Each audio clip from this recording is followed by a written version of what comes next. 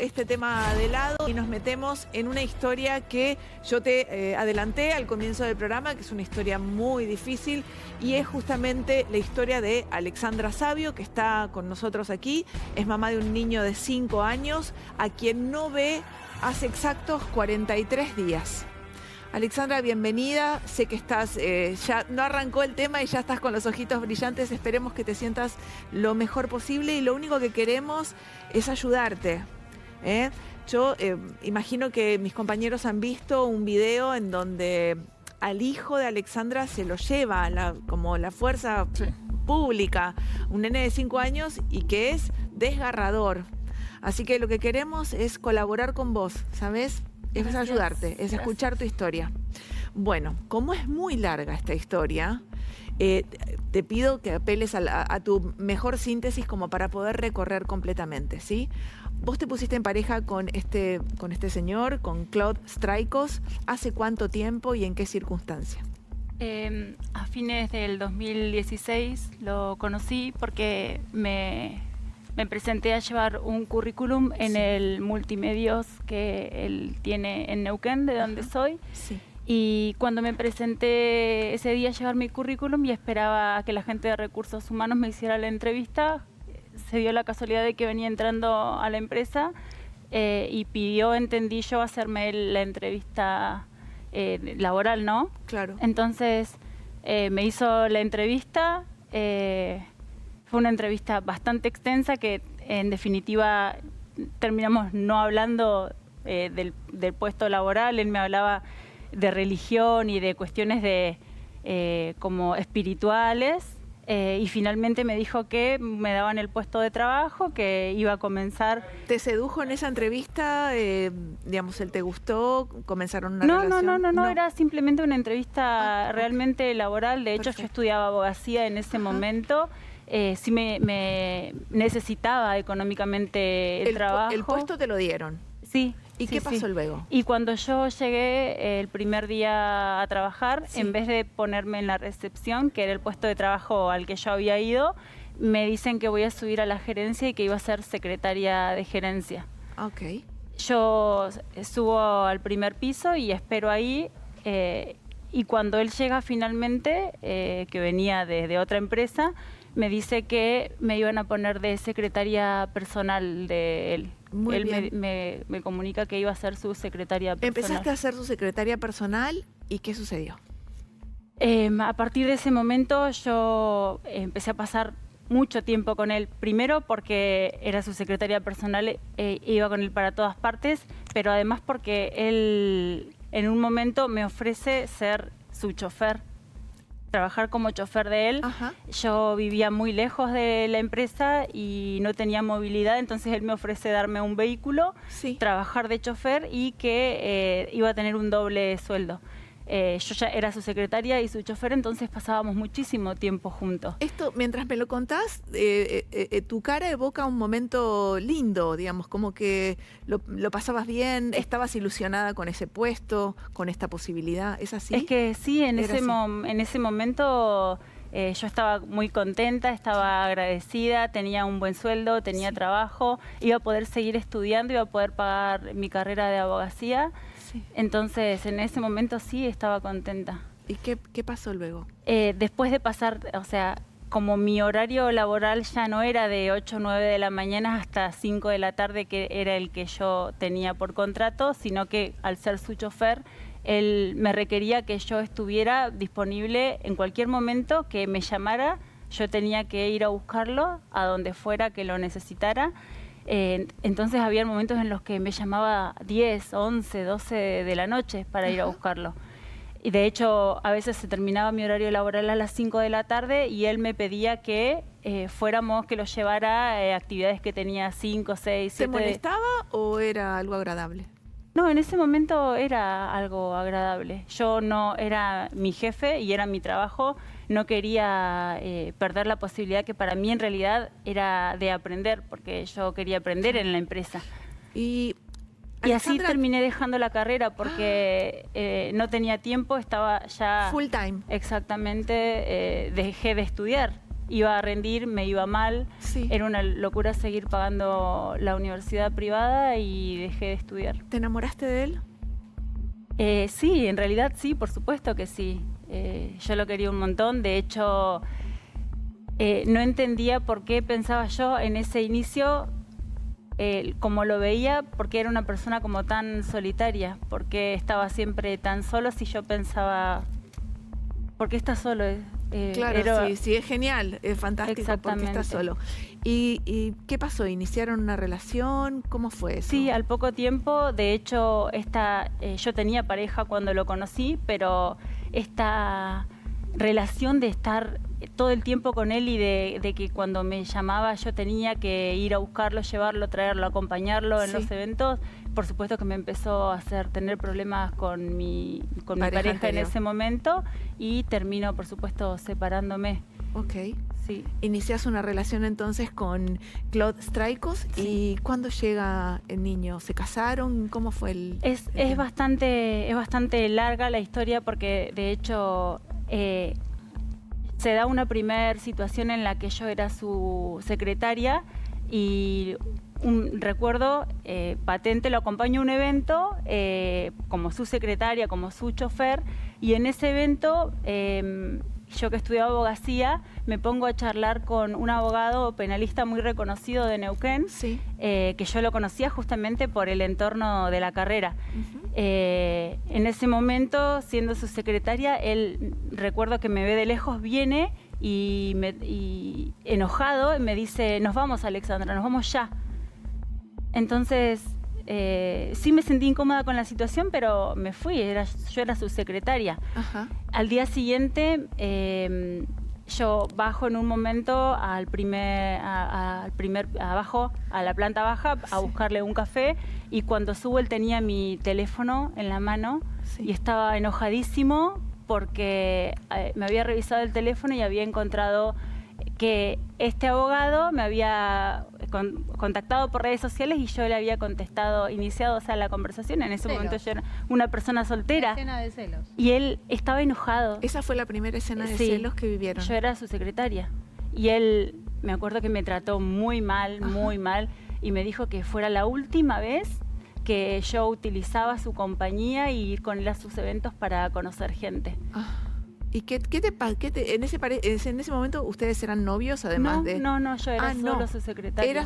Ok. ¿Y qué te pasó cuando invadió tu privacidad tomando tu teléfono, que es algo personal que te corresponde a vos? Me sorprendí, me sorprendí, pero nunca había tenido esa situación con una persona. Nunca me había pasado, y en el momento más bien pensé, wow, o sea, es mi jefe, es el dueño del Multimedios de Neuquén, está celoso. Lo tomé como si hubiera sido un halago. Lo tomaste como un halago. No se te encendió ninguna alarma en cuanto a que pudiera luego tener algún otro tipo de comportamiento. No, en ese momento no. Pero luego, cuando empezamos a estar juntos, y fue todo muy rápido, creo que hasta como casi sin darme cuenta, cuando inició la relación de pareja. Exactamente, sí, esas situaciones ya eran permanentes. Empezó a celarte todo el tiempo. Sí, todo el tiempo. De hecho, a mí me tenía prohibido, y hoy lo pienso y digo, qué tremendo, ¿no? Pero no me dejaban ir a la planta baja donde estaban los productores, fotógrafos, noteros del multimedio. No me dejaba bajar porque no quería que yo me juntara con los otros empleados. De hecho, en ese momento algo que sí me sorprendió, pero dije, me debe querer. Recuerdo que echó a un camarógrafo porque el camarógrafo había corrido el rumor de que tenía como una buena onda conmigo. ¿Le gustabas al camarógrafo? ¿Le gustabas al camarógrafo? Dijo, qué linda chica. Lo echó directamente. Lo echó. ¿Se hizo habitual que te revisara el teléfono? Sí, de hecho él tenía acceso con su huella digital a tu teléfono, al teléfono que él me había dado en ese momento. Él me había dado un teléfono iPhone y tenía mi huella y su huella digital, entonces él veía mis contactos, mis redes sociales, Facebook, Instagram. Sin embargo, en ese momento lo tomaste como un halago, pensabas que él estaba reenganchado con vos y que no quería perderte por ningún... Digamos, entiendo que esa fue la lectura que hiciste. Yo no tenía nada que ocultar tampoco, de hecho, entonces no me parecía... eso no me parecía que en ese momento estuviera mal en la relación, porque yo no ocultaba nada. Sí que ocurrían situaciones, yo tenía 25 años en ese momento y él revisaba mis redes sociales y de hecho sí se generaban situaciones violentas, y recuerdo una exacta en la que una persona, es cuando empiezan a surgir en Facebook esto de que ya podías reaccionar con o corazón o los emojis. Claro. Entonces, en ese momento, una persona que yo ni siquiera conocía de las redes sociales, tenía mucha gente porque yo era promotora en Neuquén, hacía publicidades, fui reina de Neuquén, entonces tenía mucha gente que no conocía. Pero que te conocían. Pero que me conocían a mí. Entonces, en una reacción de un corazón, él en mi teléfono me preguntó enseguida quién era ese pibe y ahí empezó a insultarme, a decirme que era una calientapija, una puta de mierda, un gato de mierda, y que yo hacía todas, que yo generaba esas situaciones en mis redes sociales. ¿Esa fue la primera vez que te insultó de esa manera, que te basurió de esa manera? Y rompió una silla contra una pared. ¿Y no te asustaste en ese momento? ¿No escapaste? No escapaste. No escapé, sí me asusté en ese momento, de hecho... estaba asustada cuando él hizo eso, yo me fui hacia adentro, desde el patio, y no me iba. No me iba, pero después sí me pasó algo, luego de que me fui directamente de la relación ya con nuestro hijito de pocos días. Yo empecé a tener sesiones con mi psicólogo y yo le decía al psicólogo, él estaba diagnosticada con estrés postraumático por la separación violenta, y yo le decía al psicólogo que a mí me pasaba algo que era, yo me iba a dormir en la noche, pero es como que si para mí al otro día no hubiera nada, como que no había nada más, porque yo en ese momento, cuando me voy definitivamente, después del nacimiento de nuestro hijo, tenía 29 años, y yo pensaba, realmente lo pensaba, o sea, es por mi hijo que se los digo, yo pensaba, soy re vieja, tengo 29 años, no estudié, no hice nada de mi vida, porque eran las cosas que él me decía. No hice nada, no estudié, no tengo trabajo, nadie me va a dar trabajo. Y encima estoy vieja, soy mamá. O sea, ¿quién me va a querer? Escúchame. Y yo se lo decía al psicólogo. Yo mentalmente en ese momento es como que no podía ver, no dormía, tenía ataques de pánico, ataques de ansiedad, estaba con estrés postraumático y yo pensaba, se terminó mi vida. Se terminó, claro. No hay nada más, porque es lo que... Él me decía durante la relación, de hecho, yo en ese momento, con 20 y pico de años, él me había conocido cuando yo hacía publicidades para YPF, Coca-Cola, era recepcionista, de hecho, era figura del motocross nocturno en Neuquén, recientemente había sido reina de Neuquén, princesa provincial de un montón de otras fiestas, y él todo el tiempo me decía durante esa relación, sí, las chicas como vos son todas re lindas, pero... Al final todas se quedan solas porque se les pasa el tren. Se hacen viejas, eligen al tipo que no es correcto y terminan quedándose solas y se les pasa el tren. Y sí, yo en ese momento era jovencita y decía, me veía linda. Y él me decía todo el tiempo, no pienses que vas a ser linda toda la vida, porque los años se te pasan y si vos no estás con la persona adecuada, ¿sabés cuántas pibas como vos vi? Sí, todas lindas, promotoras, divinas, y se les pasa el tren y se terminan quedando solas, no hacen nada. Y cuando yo logré irme a los 29 años, pensaba, estoy vieja, no estudié nada, no me recibí, ¿qué voy a hacer? O sea, nadie me va a dar trabajo. Sí, no puedo hacer nada, pensaba en mi cabeza, no puedo hacer nada. Necesito que vayamos, porque de pronto del noviazgo y del primer momento en donde lo viste reaccionar de manera violenta, ya hablas de una separación y de un estrés postraumático. ¿Cómo fue que te armaste de coraje para dejarlo? En realidad cuando ¿El embarazo fue, digamos, él te acompañó bien o fue violento durante el embarazo también? No, de hecho, cuando yo me entero que estaba embarazada fue durante una de esas situaciones de discusión, una pelea muy fea que habíamos tenido en la que Él me había echado de la casa por ahí de madrugada, como solía hacerlo, discutíamos y él me decía, bueno, listo, andate. Y me sacaba los empujones para afuera de madrugada y en una de esas tantas veces que yo siempre me quedaba en la puerta y tocaba y tocaba y tocaba el timbre, porque a veces me sacaba hasta descalza a la calle y yo tocaba y tocaba el timbre. En una de esas oportunidades llamo a un amigo mío y le digo que me vaya a buscar. Yo estaba prácticamente en ropa interior afuera, mi amigo me fue a buscar y ahí digo, no, llegué a mi casa y estaba mi mamá y sentí mucha vergüenza por lo que mi mamá estaba viendo. Y ahí sí dije, bueno, no, nunca más, nunca más. Y luego me entero que estaba embarazada.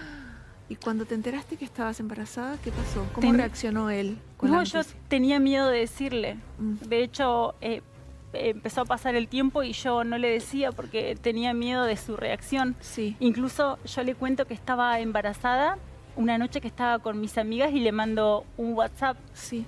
Y le dije que le tenía que contar algo, que no sabía cómo lo iba a tomar, que estaba embarazada. Ahora, ¿cómo era el arreglo que tenían ustedes para el cuidado de un embarazo? Digamos, ¿se cuidaba él, te cuidabas vos? ¿Qué pasó? Hacía más de un año que yo no tomaba anticonceptivos. ¿Y él lo sabía? Sí, por supuesto, porque nosotros casi 4 años convivimos. Claro. Y aparte yo era su pareja estable, vivía en su casa. Claro. Estaba en su casa, de hecho. Luego del poco tiempo que nos conocimos, que él me dice que no quiere que vaya más a la empresa, yo en ese momento me acuerdo que le dije, ¿por qué? O sea, ¿cómo no voy a ir más a trabajar? Y él me dijo, Alexandra, esto no es una discusión. Te estoy diciendo que no vas a ir más a la empresa, que te vas a quedar en la casa. Y así yo dejé de ir a trabajar, ya no tenía trabajo, me quedaba en su casa y seguimos con la relación y con la convivencia. Yo vivía en su casa. Cuando me entero que estaba embarazada, le termino contando muchos meses después por mensajes de WhatsApp. Ajá. Y él lo recuerdo, él me manda un mensaje y me pone, estoy en una reunión, era de noche, estoy en una reunión, ¿dónde estás? Ahora te voy a buscar. Y yo tenía miedo. Tenía miedo de su reacción porque la relación de pareja era violenta. Entonces me acuerdo que le dije no, que yo estaba con mis amigas, que no me fuera a buscar. Y a partir de ese momento, unos días después nos juntamos, pero yo trataba de que siempre fuera en lugares públicos y de día, que nos encontráramos para algún control o todas situaciones en las que fueran en lugares públicos. O sea que el embarazo no lo vivieron conviviendo. No. O sea, fue en lugares separados, él en su casa y vos en la casa de otra mi casa. familia. ¿Y cómo terminaste cautiva? Porque hay una denuncia que vos hacés donde decís que él te privó ilegítimamente de tu libertad y fue tu madre la que te va a rescatar. ¿Cómo volvés a convivir o vas por 2 días? ¿Cómo fue eso? Lo que ocurrió es que estábamos en plena pandemia con este periodo de aislamiento y yo estaba en la casa de mi familia. Claro. Y en ese momento transité todo el embarazo con mi mamá en su casa y una madrugada yo me doy cuenta que el bebé en mi panza ya no se movía, estaba preocupada por la situación de hecho. Entonces ya en la mañana no se movía, yo comía cosas dulces para ver si reaccionaba. Exactamente, eso no ocurrió y me fui sola a la guardia, a la clínica San Lucas de allá de Neuquén. Voy sola de hecho porque mi mamá es una persona mayor, era paciente de riesgo, ella se quedó en casa y yo fui sola. Y ahí me empiezan a hacer monitoreo. Me dicen que los latidos del bebé habían descendido y que me tenían que hacer una cesárea de emergencia. Antes de seguir con el relato, yo quisiera compartir con ustedes un audio en donde se escucha perfectamente cómo este señor Claude Streikos le hablaba a Alexandra Savio. ¿Lo podemos escuchar?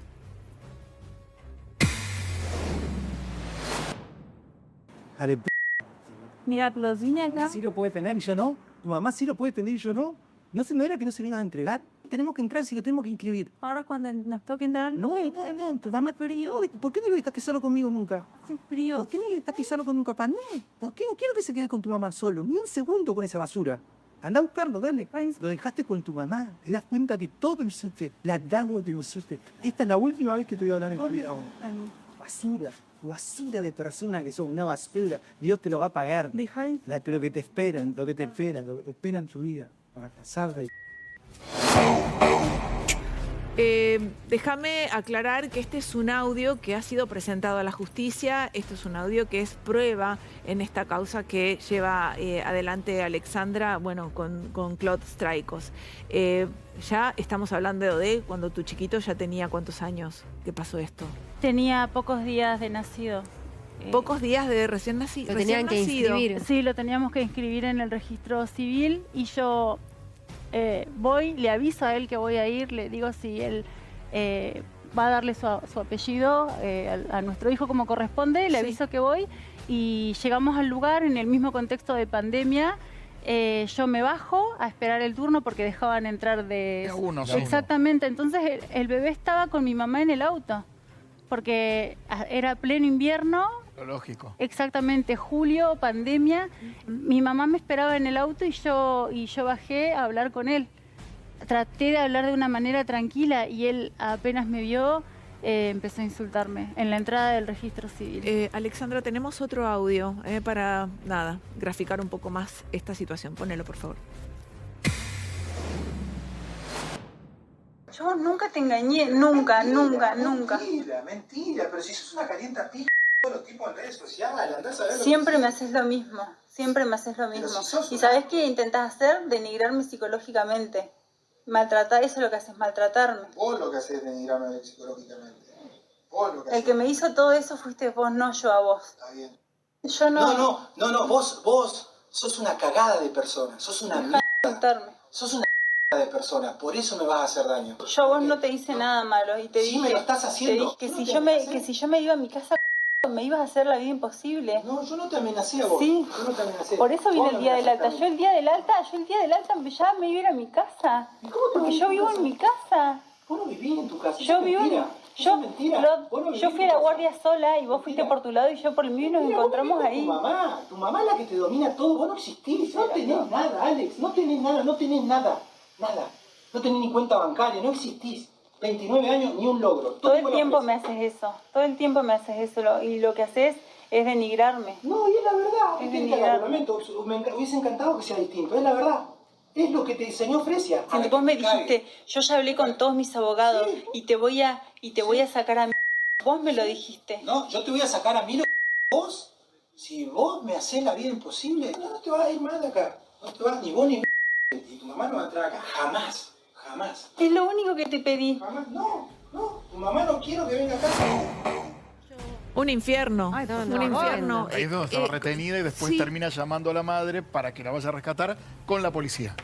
Qué horror. ¿No? Sí, yo en ese momento, después de que le dan el alta a nuestro hijo, a nuestro bebé, yo le digo que, que me voy a ir a mi casa, que nos lleve, porque ese era el trato. Sí. Y él me dice que si yo me voy a mi casa, yo sé bien que él tiene todos los contactos políticos y judiciales para sacarme a nuestro hijo.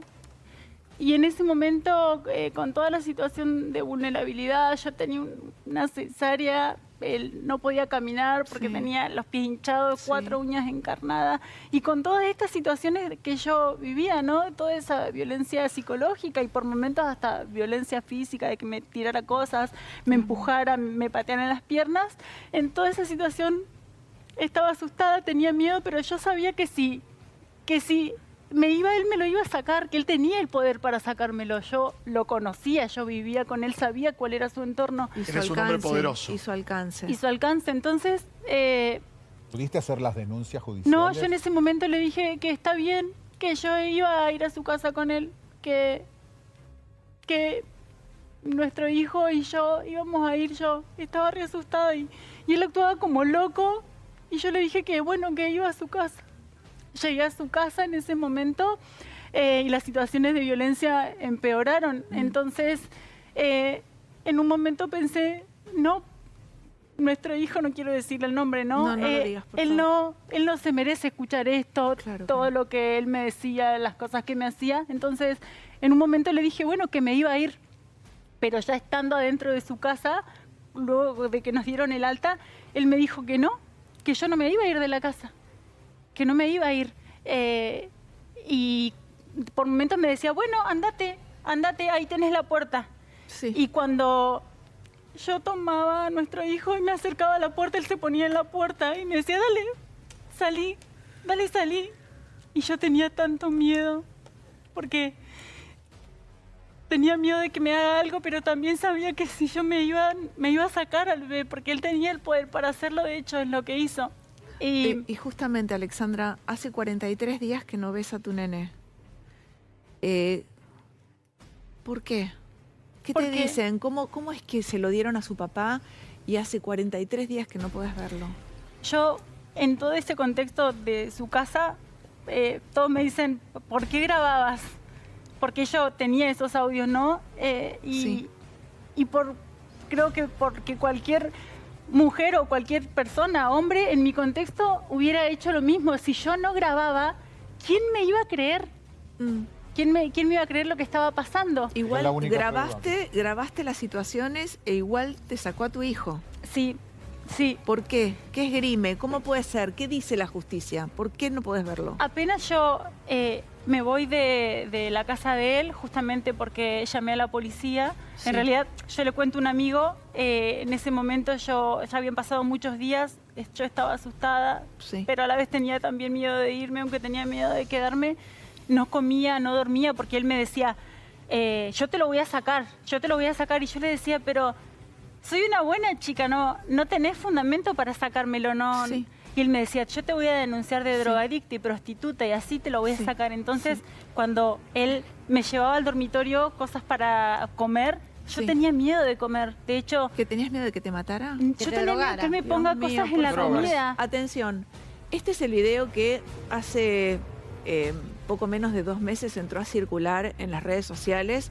Es el video que vimos en nuestra producción y no podíamos entender porque es un niño muy chiquitito al que lo están separando de su mamá.